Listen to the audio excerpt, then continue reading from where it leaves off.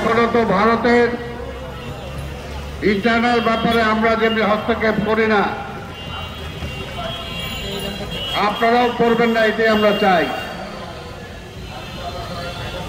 অতীতে বিএনপির উপর অনেক দোষ দিয়েছেন যে বিএনপি সরকার নাকি ভারতের আভ্যন্তরীণ ব্যাপারে হস্তক্ষেপ করে। আপনারা কেন এখন হস্তক্ষেপ করছেন? এবং এটা আমরা যেটা বলতে পারি, যেটা আজকের বিষয় না, সব সময় ভারত কোনোভাবেই চায় না যে বাংলাদেশ স্বাধীনভাবে তার নিজের পায়ে দাঁড়াক, বাংলাদেশের অর্থনীতি মজবুত হোক, বাংলাদেশ একটি স্বাধীন রাষ্ট্র হিসাবে সারা বিশ্বে মাথা তুলে দাঁড়াক, সেটা তারা চায় না বলেই আওয়ামী লীগের মতো একটি দলকে তারা সবসময় বাংলাদেশের রাজনীতিতে ক্ষমতায় রাখতে চায়। কারণ আওয়ামী লীগ এই দেশের জন্য রাজনীতি করে না, আওয়ামী লীগ ভারতের পক্ষে রাজনীতি করে। আর সেটা তো আমরা বলার কিছু না।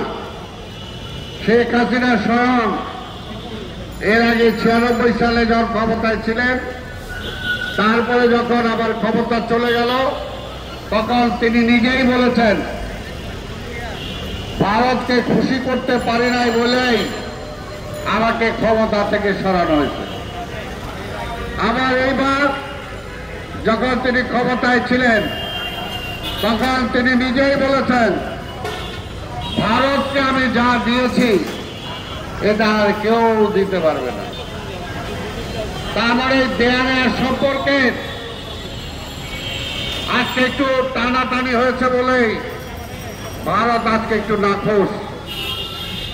আমরা বলতে চাই বাংলাদেশ একটি স্বাধীন দেশ, স্বাধীনভাবে চলার জন্যই আমরা পাকিস্তানের বিরুদ্ধে যুদ্ধ করে দেশ স্বাধীন করেছি।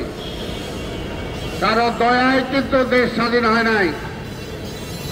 আর ভারতের মতো বাংলাদেশের স্বাধীনতা আর ভারতের স্বাধীনতা কিন্তু এক না। পাকিস্তানের স্বাধীনতা, নেপালের স্বাধীনতা আর বাংলাদেশের স্বাধীনতা কিন্তু এক না।